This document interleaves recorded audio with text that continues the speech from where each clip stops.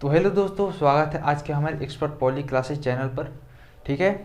तो जैसा कि पिछली वीडियो में मैंने आप लोगों को पोटेंशियल एनर्जी के बारे में बताया हुआ था, क्या होती है पोटेंशियल एनर्जी। तो पिछली वीडियो मैंने पोटेंशियल एनर्जी के बारे में डिस्कस किया था। आज का जो हमारा वीडियो रहेगा, आज हम आप लोगों को बताएंगे कि जो होता है हमारा घर्षण बल होता क्या है और घर्षण बल के कितने प्रकार होते हैं। ठीक है, यही हमारा मेन पॉइंट है, घर्षण बल और घर्षण बल के मेन पार्ट्स। ठीक है, तो हो गया हमारा घर्षण बल इंग्लिश में बोलते हैं इसे फ्रिक्शन फोर्स,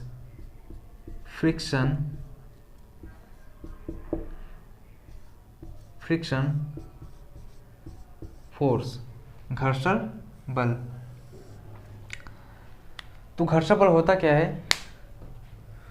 दो सतहों के बीच उनकी आपेक्षिक गतियों के बीच एक बल कार्य करता है, एक विपरीत दिशा में उसके बल कार्य करता है, जिसे हम क्या कहते हैं? घर्षण बल कहते हैं। ठीक है, घर्षण बल क्या होता है? दो सतहों के मध्य उनके आपेक्षिक गतियों के कारण उनके बीच एक विपरीत डायरेक्शन में एक बल कार्य करता है, जिसे हम घर्षण बल कहते हैं। ठीक है, इससे आइए सबसे पहले परिभाषा लिख लेते हैं इसकी।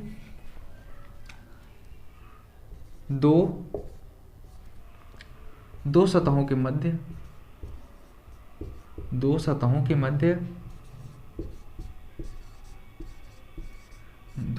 मध्य उनकी आपेक्षिक गति। कौन सी गति? आपेक्षिक गतियों। जैसे आपेक्षिक गति होती क्या है? जैसे कोई मान लीजिए कोई सतह है, मान लीजिए यहाँ पर कोई सतह है, तो सतह है एक और पिंड, मान लीजिए ये हमारा पिंड है। ठीक है, ये हमारा क्या है? पिंड है। तो ये सतह और इसके सरफेस के बीच क्या हो रही है? यहाँ पर आपेक्षिक गति हो रही है। तो उनके बीच कार्य क्या कर रहा है? हमारा घर्षण बल कार्य कर रहा है, जो कि जैसे हमारा इस दिशा में हमारा ये पिंड गति कर रहा है, इस दिशा में ऊपर से नीचे गति कर रहा है। इनके सरफेस के बीच क्या लग रहा है? एक घर्षण बल कार्य कर रहा है, जो कि क्या करता है? जो इनकी गति की जिस दिशा में गति फोर्स होती है, उसके ठीक विपरीत दिशा में एक फोर्स अप्लाई होता है, जिसे हम क्या कहते हैं? घर्षण बल कहते हैं। ठीक है, तो दो सतहों के मध्य उनकी आपेक्षिक गतियों के मध्य दो सतहों के मध्य उनकी आपेक्षिक गति के कारण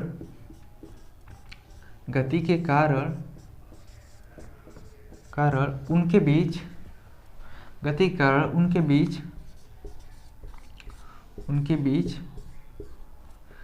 बीच क्या होता है? उनके बीच या मध्य का लें, उनके बीच एक विपरीत दिशा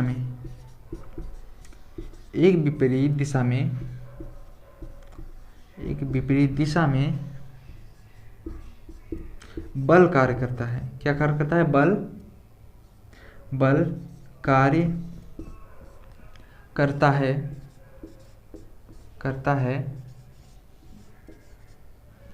है। इस बल को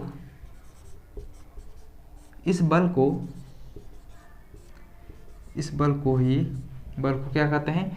घर्षण बल कहते हैं।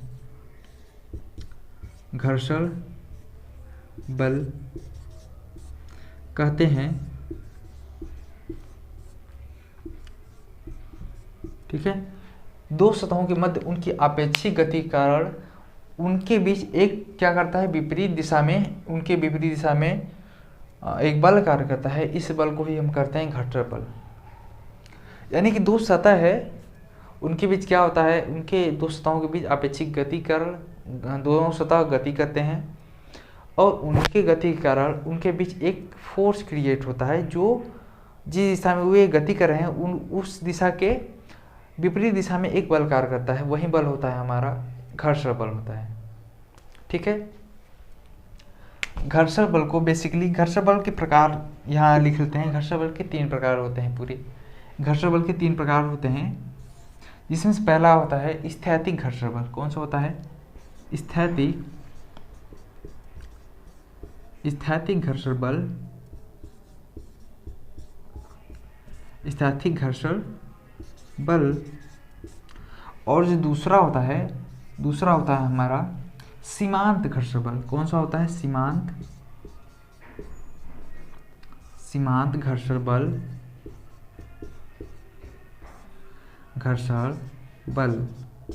सीमांत घर्षण बल हो गया। और जो तीसरा होता है हमारा, कौन सा होता है? तीसरा होता है लोटनिक घर्षण बल। कौन सा? लोटनिक घर्षण बल। लोटनिक घर्षण बल। ठीक है, पहला होता है स्थैतिक घर्षण बल। इसे हम स्थैतिक घर्षण को F द्वारा डिनोट करते हैं। सीमांत घर्षण को F द्वारा डिनोट करते हैं। और लोटनिक घर्षण बल को Fu। ठीक है, Fu नहीं यहाँ पर होगा, गतिक हो जाता है, तब यहाँ हो जाता है कितना? Fk। गतिक या लोटिंग बोल दें, दोनों सेम ही है, गतिक घर्षण बल। ठीक है, अब बारी बारी से हम इनके बारे में डिस्कशन करेंगे कि स्थैतिक घर्षण बल क्या होता है, सीमांत और गतिक के बारे में डिस्कशन कर देंगे। ठीक है, तो सबसे पहली बात आती है गतिक घर्षण बल। गतिक घर्षण बल क्या होता है? अब इसे हम यहाँ पर समझ सकते हैं। मान लीजिए एक बड़ा सा क्या रखा हुआ है? पिंड रखा हुआ है, जिसके द्रव्यमान कितना है? मान लीजिए इसका द्रव्यमान है 500 kg। 500 कितना? 500 किलोग्राम का ये हमारा एक पिंड यहाँ पर रखा हुआ है। जो यहाँ है एक फर्श है, यहाँ पे क्या है? एक फर्श है। और हम क्या कर रहे हैं? हम खुद यहाँ पर क्या एक फोर्स लगा रहे हैं। यहाँ कौन सा फोर्स लगा रहे हैं? स्थैतिक घर्षण बल Fs लगा रहे हैं। Fs नहीं लगा रहे हैं यहाँ पर, हाँ Fs लगा रहे हैं।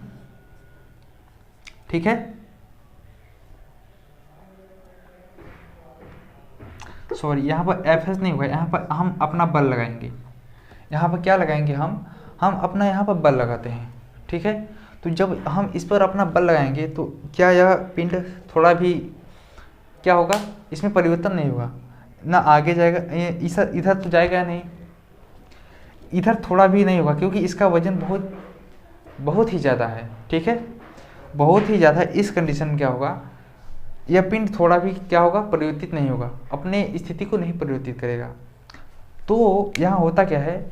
स्थैतिक घर्षण बल में यह तल है हमारा, तल, और यह हमारा क्या है? पिंड है। तल और पिंड के बीच एक बल कार्य करता है, Fs कार्य करता है। कौन सा कार्य करता है? यहीं पे कार्य करता है हमारा Fs कार्य करता है। हम क्या लगा रहे हैं? बल इधर का लगा रहे हैं, तो ठीक इसके विपरीत हमारा क्या कार्य करता है? इधर का Fs, ये Fs कार्य करता है यहाँ पर। Fs क्या है? स्थैतिक घर्षण बल। क्या है? स्थैतिक घर्षण बल है। जब हम फोर्स इधर का लगा रहे हैं तो सतह और इस पिंड के सतह के बीच एक फोर्स क्रिएट हो रहा है, जो इस बल के विपरीत डायरेक्शन में था, जो हमारा क्या कहलाता है? स्थैतिक घर्षण बल कहलाता है। यानी कि घर्षण बल का, यानी कि जब सीधी सी परिभाषा है, जब कोई पिंड अपने उस पर फोर्स लगाने पर, किसी पिंड पर फोर्स लगाने पर वह पिंड अपनी स्थिति को नहीं परिवर्तित करती है, नहीं बदलती है, तो इस बीच सतह और उस पिंड के बीच जो लगने वाला बल होता है, वही कहलाता है हमारा घर्षण बल। विपरीत बल, कौन सा? विपरीत बल जो लगता है वही हमारा क्या आता है? घर्षण बल, Fs कहलाता है। इसे Fs से डिनोट करते हैं। इतना हो गया। अब बात करते हैं दूसरे की। दूसरा है हमारा सीमांत घर्षण बल। दूसरा क्या है? सीमांत घर्षण बल। अब सीमांत घर्षण बल होता क्या है? स्थैतिक घर्षण बल का वह अधिकतम मान, सीधी सी बात, स्थैतिक घर्षण बल का अधिकतम मान क्या होता है? सीमांत घर्षण बल। अधिकतम मान किसे कहेंगे? अब यहीं पर क्या होगा, ये 500 ना करके 50 kg कर देते हैं, तो बोझ तो हल्का हो गया ना, पिंड हल्का हो गया। अब हम इसे आसानी से ढकेल सकते हैं एक स्थान से दूसरे स्थान तक। अब क्या होगा, सॉरी यहाँ पर कर देते हैं 100, क्योंकि सीमांत वाला है ना, सीमांत 100 kg। अब ये 100 kg, कोई बहुत बलवान आदमी है, कोई व्यक्ति है, अब इसे यहाँ से फोर्स लगा रहा है, इसे क्या लगा रहा है? फोर्स लगा रहा है। और फोर्स इतना लगा रहा है, इसका फोर्स इतना है कि जितना लगा रहा है फोर्स, अगर उससे थोड़ा भी पॉइंट में थोड़ा भी अगर अधिक फोर्स लगाए तो यह पिंड गति करना प्रारंभ कर देगी। यानी कि आप समझ रहे हैं यहाँ पर कि मतलब स्थैतिक घर्षण बल कार्य कर रहा है, तभी स्थैतिक घर्षण बल Fs के कारण, यहाँ पर Fs का मान अधिक था, जिसके कारण वह पिंड गति नहीं कर रही थी। अब यहाँ पर सीमांत घर्षण बल होता क्या है? इसी स्थैतिक घर्षण बल का वह अधिकतम मान जहाँ तक वह स्थिर अवस्था में पिंड कार्य रहती है। यानी कि इस पर हम बल लगा रहे हैं और यह बल इस पिंड को कोई हानि, कोई परिवर्तन इसमें नहीं हो रहा है। जिस बल से इसमें कोई परिवर्तन नहीं हो रहा। अगर यह बल थोड़ा सा भी और अधिक होता तो यह जो पिंड है गति प्रारंभ कर देता। यानी कि वह बल, जब किसी पिंड पर ऐसा बल लग रहा हो कि सीधी सी बात है, जब किसी पिंड पर ऐसा बल लग रहा हो कि वह पिंड स्थिर अवस्था से गति करने ही वाली होती है, तो उस बल के विपरीत डायरेक्शन में जो बल कार्य करता है वही बल होती है हमारी सीमांत घर्षण बल। सीमांत घर्षण बल को F स्मॉल l से डिनोट करते हैं। अब ये तो 100 kg हो गया। अब तो इसे अधिकतम मतलब अपनी ताकत से तो ढकेल ही सकता है, तो इतना फोर्स लगा रहा है कि यह पिंड वहाँ तक क्या है? स्थिर है। अगर उससे थोड़ा भी अधिक लगाता यह पिंड गति करना प्रारंभ कर देती, तो उस समय किस में आ जाता? यह गतिक घर्षण बल इस पर कार्य करने लगता। तो आखिर में यह उस कंडीशन में अभी नहीं है, अभी सीमांत घर्षण बल के कंडीशन में यह है। ठीक है, इतना हो गया। अब तीसरा नंबर आते हैं। तीसरा नंबर है हमारा गतिक घर्षण बल। F के से इसे हम क्या करते हैं? डिनोट करते हैं। ठीक है, अब यह क्या होता है? गतिक घर्षण बल। अब मान लीजिए यहाँ कोई पिंड नहीं है, यहीं पर एक हम बना देते हैं सिलेंडर। क्या बना देते हैं? सिलेंडर न बनाकर एक गोला बना देते हैं। मान लीजिए ये क्या है? एक गोला है। अब क्या कर रहे हैं? इस पर एक गोलाकार है, इस पर थोड़ा प्रेशर डालेंगे तो क्या प्रारंभ कर देगा? अपना किसमें प्रतीत हो जाएगा? गति ऊर्जा आ जाएगी, इसमें गति करना प्रारंभ कर देगा। तो जब कोई पिंड गति करती है तो इस अवस्था में तल और पिंड के बीच जो घर्षण बल कार्य करता है वही हमारा क्या कहलाएगा? गतिक घर्षण बल कहलाता है। ठीक, वही हमारा क्या कहलाएगा? गतिक घर्षण बल कहलाता है। तो यही हो जाएगा। इसके यहाँ पर क्या इसके होगा? यहाँ पर इसके तल के इस बल के विपरीत दिशा में क्या क्रिएट होगा? एक F के, जो कि क्या है? हमारा गतिक घर्षण बल कहलाता है। ठीक है, यहाँ तक आप समझ पा रहे हैं। मान लीजिए एक ऐसे भी कर सकते हैं। अगर मान लीजिए आप साइकिल चला रहे हैं या कोई भी गाड़ी चला रहे हैं, उसे कुछ स्पीड में चलाकर छोड़ दीजिए। पहले तो आप स्पीड में उसको खूब चलाइए, अब उसके बाद क्या करेंगे, उसके पॉडल को आसानी से छोड़ देंगे, स्थिर कर देंगे। तो वह क्या हो जाएगा, होगा वहाँ पर होगा घर्षण बल। कौन सा घर्षण बल होगा, उसके चक्के और सतह के बीच जो सड़क होगी, सड़क और चक्के के बीच हमारा होगा गति घर्षण बल हो जाएगा। इसी गति घर्षण बल के कारण वह क्या होता है, ये होती है साइकिल धीरे धीरे रुकना प्रारंभ कर देगी, इसी बल के कारण, गति घर्षण बल F के कारण। ठीक है। अब एक फार्मूला इसमें आता है, उसे डिराइव कर देते हैं हम लोग। बहुत सिंपल फार्मूला है।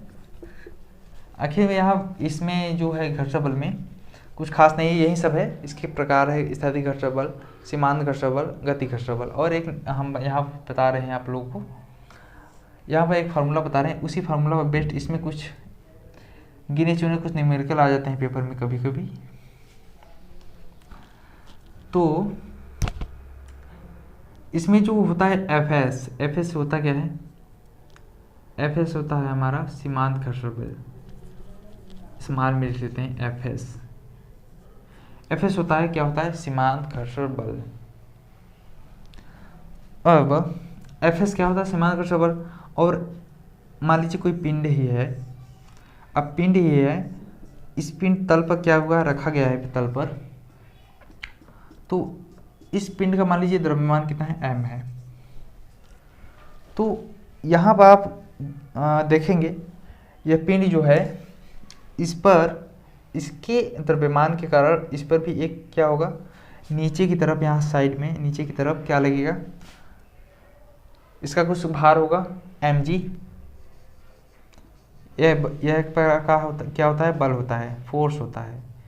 कार्य करेगा कि नहीं, बिल्कुल कार्य करेगा। और mg को हम बोलेंगे यहाँ पर शॉर्ट भाषा में r बोलेंगे, f न बोलकर यहाँ पर r बोलेंगे। mg को क्या बोलेंगे हम यहाँ पर, r।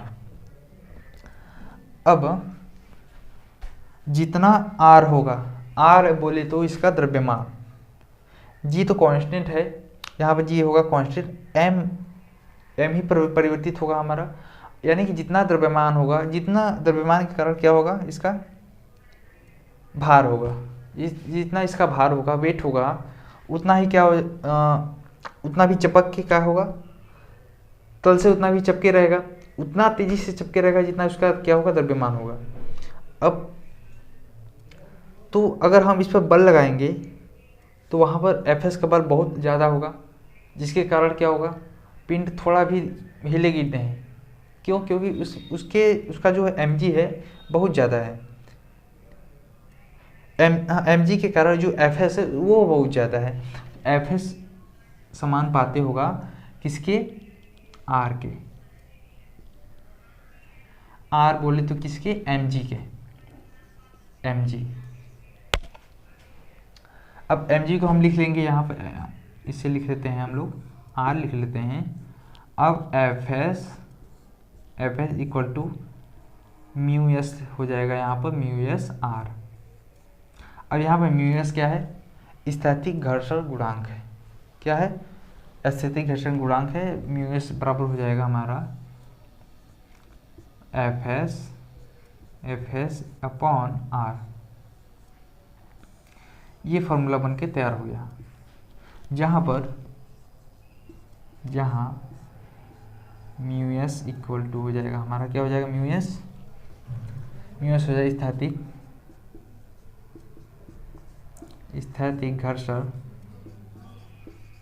स्थैतिक घर्षण गुणांक। ठीक है, म्यू एस हो गया हमारा स्थैतिक घर्षण गुणांक। अब इसी प्रकार ये हमारा फॉर्मूला निकल के आ गया। और इसकी बीमा नहीं होती, इसकी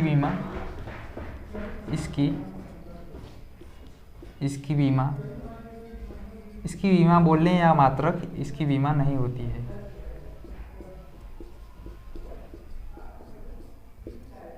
यहाँ पर बीमा नहीं होगी यानी ऑफिशियली से बात है। अगर बीमा नहीं होगी तो इसका मात्रक नहीं होगा, मात्रक नहीं होगा इसकी बीमा भी नहीं होगी।